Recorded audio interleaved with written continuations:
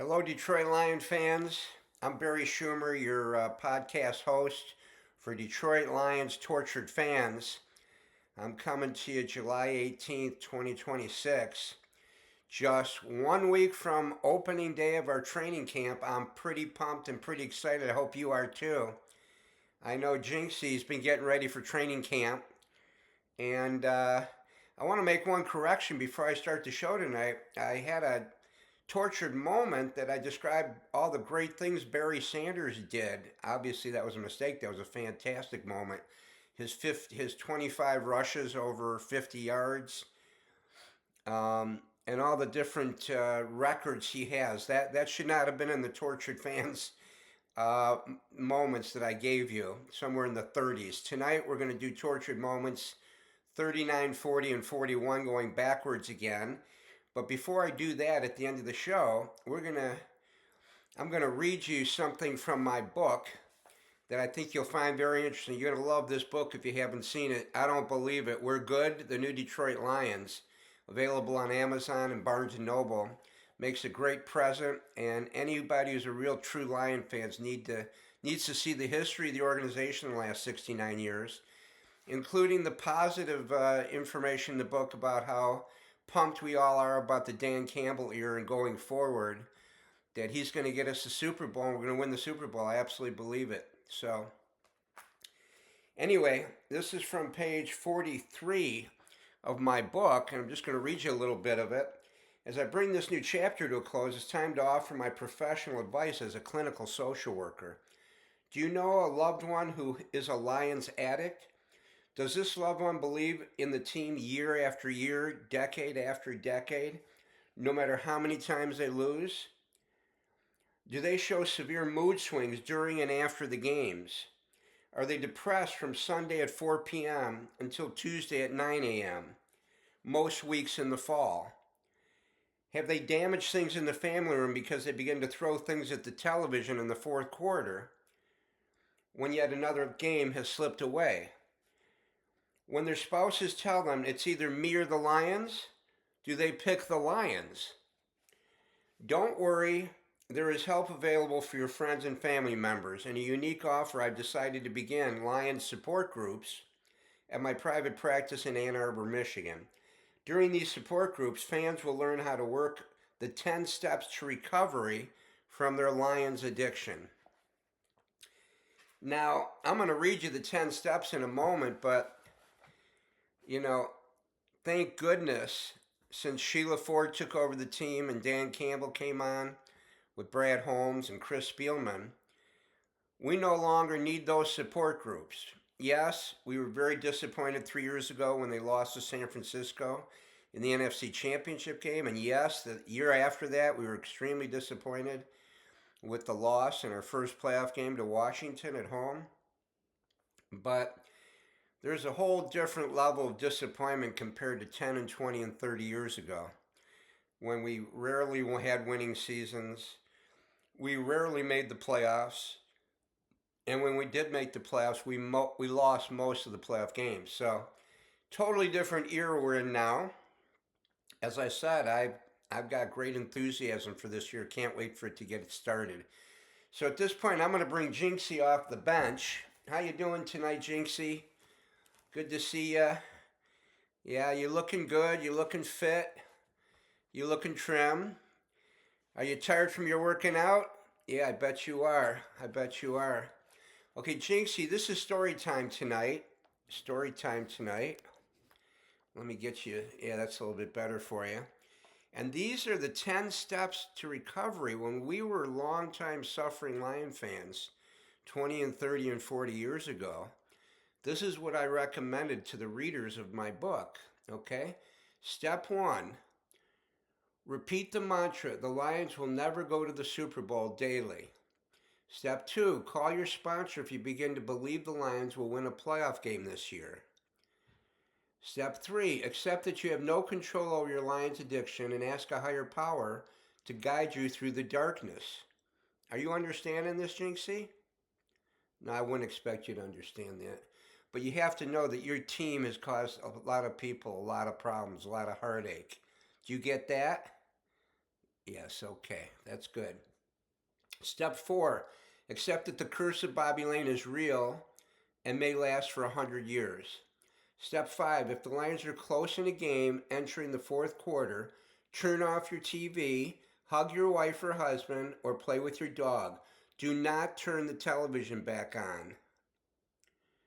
Step 6, when fantasies of winning enter your mind, remember the Lions' one playoff win since 1957. But see, Jinxie, this has to be updated because now we have 3 playoff wins since 1957 because of what happened 3 years ago with Dan Campbell and the great season we had, 12-5. Then we beat Tampa and the Rams at home in 2 playoff games back to back before losing the NFC Championship to San Francisco. So this needs to be modified in the book, doesn't it? Step 7, if we have another losing season, tell yourself, I am not a loser, I am not a loser, over and over. Step 8, understand that fans in other cities are hurting also. Maybe not as much as us, but they are hurting. Step 9, take care of yourself physically. If you live to be 100, you may see another playoff win. Well, again, we saw 2 more playoff wins 3 years ago, but if you live to be 100, you're going to see a Super Bowl win or maybe more than one. Wouldn't that be great, Jinxie? Yeah, I think so. Yes, it would. And step 10, attend your support group weekly during the fall. If you experience prolonged periods of rage, depression, or hope for the season, call our 24-hour hotline at 1-800-GET-A-LIFE.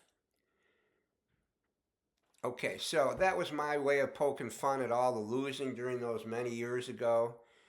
But again, I don't think we need the support group anymore. I mean, yeah, we can have some tough times in the fall, but it's totally different under Dan Campbell. This is the most hope we've ever had to get to the Super Bowl and win the Super Bowl. And it's going to happen. It's going to happen. I think we're going to get there this year, Jinxie. Although the Rams are going to be very tough in the NFC, we could be looking at a showdown between Matt Stafford and Jared Goff in the NFC Championship game this year. What do you think? I agree. Okay, Jinxie. You get ready for training camp 1 week from today. They're going to work you very hard, the coaches. And then you'll get ready for August 13th for the Cincinnati Bengals' first exhibition game, right? You looking forward to that? Yeah, we are too. Okay, Jinxie, you go back on your seat. Okay. So, Lion fans, now I'm going to get to the 3 tortured moments for tonight. We'll start with number 41, go to 40, and then 39.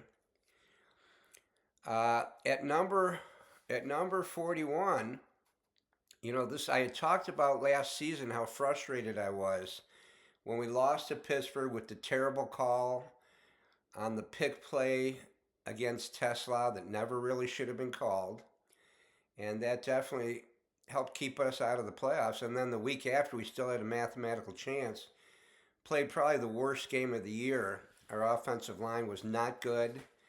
I mean, we ended up taking Decker and Glasgow off the line after that game and after the season.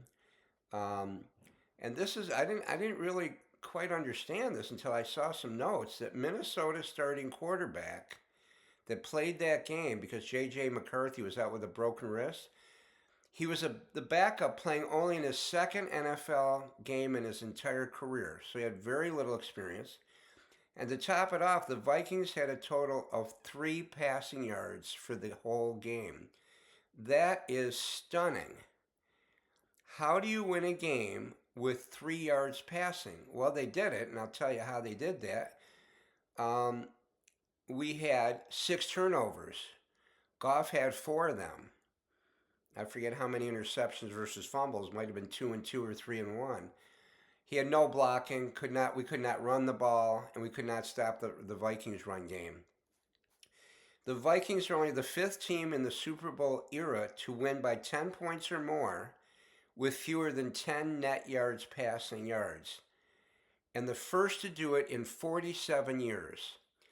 Now that's a record of futility that we could be very embarrassed about. It's maybe one of the most embarrassing moments we've had in the Dan Campbell era. Obviously, the first season was somewhat embarrassing, going 13-1, but that was embarrassing to lose a game to a team that had 3 net passing yards. So that's my number 41. Number 40, I'm going to go October 19th, 2000. We beat the Tampa Bay Bucks 28-14, and the score at halftime was 11-11. That was the first time in NFL history that there had been a score of 11-11 at halftime. I'm not sure if it's happened since. I'll have to look that up. But that was an odd score for the Lions Tampa game, and obviously we scored 17 more points. After that, they only scored 3. That's how it got to 28-14. So I thought that was an odd kind of occurrence, a little bit of a historical kind of statistic that we're looking at. The last one, number 39, is September 23rd, 2001. We lose to Cleveland 24-14, and our quarterback, Ty Detmer, has 7 interceptions. And the Lions have 15 penalties. That's when Marty Mornhinweg was the coach. Hard to imagine a quarterback throwing 7 interceptions. It's also hard to imagine how a coach would leave a quarterback in that long to throw 7 interceptions. So I saw that and said, wow, that was a pretty bad moment, pretty tortured moment. Can you imagine watching that game? Okay, fans, this is going to be a short one tonight because we are all pumped and geeked and getting ready to go for the training camp. I guess rookies report next Saturday, and then 3 days later on Tuesday, the 28th, the veterans report. So obviously for the first 2 weeks of training camp, they're going to be taking a look at a lot of our draft choices, our free agents we signed, guys coming back from injury last year, and they're going to be trying to make big decisions about who the starters are going to be and who the backups are to make the team. Obviously, besides our special teams, we need to make sure, the linebacker issue, can Malcolm Rodriguez fill the shoes of Anzalone? I'm not sure he can. He may be adequate, but I don't think he's going to be as good as Anzalone. And then we've got some really good backups on both lines that are going to be fighting for some playing time and obviously fighting to just make the team at the start. And we're going to know a lot more about that coming August 13th with the exhibition game, and then 1 month after that, opening day, September 13th, at home against the Saints. I just saw a very interesting opening game. They always have the champions have the first game of the season, and that's obviously the Seattle Seahawks.